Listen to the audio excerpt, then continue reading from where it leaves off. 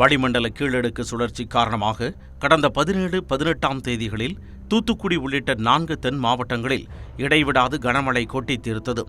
இதன் காரணமாக கடும் பாதிப்புகள் ஏற்பட்ட நிலையில் படிப்படியாக இயல்பு நிலை திரும்பி வருகிறது. தூத்துக்குடி மாவட்டத்தில் பல்வேறு சாலைகள் வெள்ளத்தில் அடித்துச் செல்லப்பட்டன. தூத்துக்குடியில் இருந்து திருச்செந்தூர் செல்லும் சாலை கடுமையாக சேதமடைந்திருந்ததால் போக்குவரத்து தடைபட்டிருந்தது. தற்பொழுது சீரமைப்பு பணிகள் முடிந்து 4 நாட்களுக்கு பின் போக்குவரத்து தொடங்கியதால் பயணிகள் நிம்மதியடைந்துள்ளனர். நான் 2 வாரமாக திருச்செந்தூருக்கு போகணும்னு ஆசைப்பட்டிருந்தேன். பாண்டிச்சேரியிலேருந்து வந்திருக்கேன்.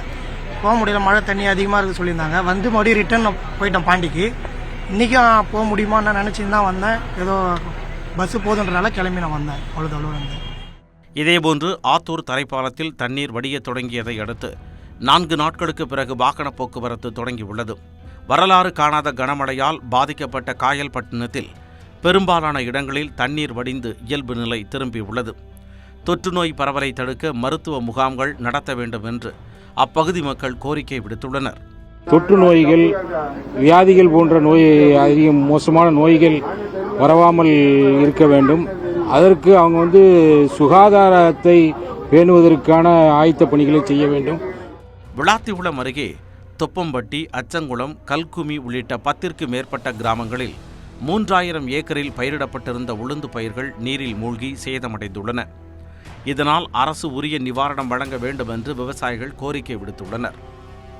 கனமழை வெள்ளத்தால் ஆறுமுகநேரியில் வாழை தோட்டத்தில் தேங்கிய தண்ணீர் இன்னும் வடியாமல் உள்ளது. இதனால் நூற்றுக்கணக்கான ஏக்கரில் பயிரிட்ட வாழை மரங்கள் அழுகும் நிலை ஏற்பட்டுள்ளது.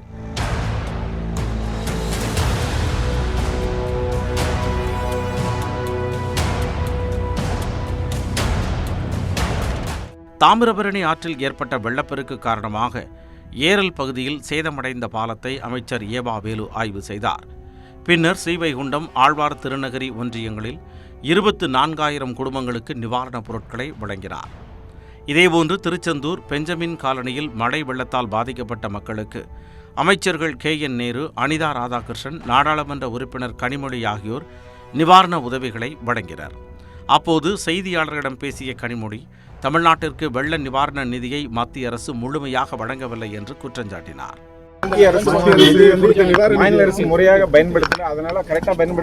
அவங்க நிதியை முதல்ல கரெக்டா கொடுத்தாங்கன்னா பயன்படுத்த முடியும். நிதியை கொடுக்காம அப்புறம் பேசி என்ன? இந்நிலையில் சென்னையில் செய்தியாளர்களிடம் பேசிய தலைமைச் செயலாளர் சிவ்தாஸ் மீனா, மழை வெள்ளத்தால் பாதிக்கப்பட்ட தூத்துக்குடி உள்ளிட்ட தென் மாவட்டங்களில் மீட்புப் பணிகள் முழுமையாக நிறைவடைந்திருப்பதாக கூறினார். தென்காசி, திருநெல்வேலி மாவட்டங்களில் 100%, தூத்துக்குடியில் 81% பால் விநியோகம் சீராகி உள்ளதாக அவர் கூறினார். 49,707 பேர் வெள்ளம் பாதிக்கப்பட்ட பகுதிகளில் இருந்து மீட்கப்பட்டுள்ளனர். மற்ற மாவட்டங்களில் இருந்த ஒர்க்கர்ஸ் மொபிலைஸ் பண்ணி விரைவில் அனைத்து சேவைகள் சரி செய்யணும். அந்த ஒர்க் இப்போ பண்ணிட்டு இருக்கோம்.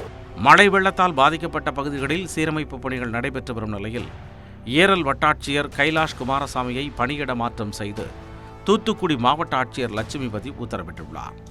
நிவாரண மற்றும் சீரமைப்பு பணிகள் காரணமாக தூத்துக்குடி மாவட்ட அரசு ஊழியர்களுக்கு அரசு விடுமுறை பொருந்தாது என்றும் ஆட்சியர் லட்சுமிபதி அறிவித்துள்ளார்.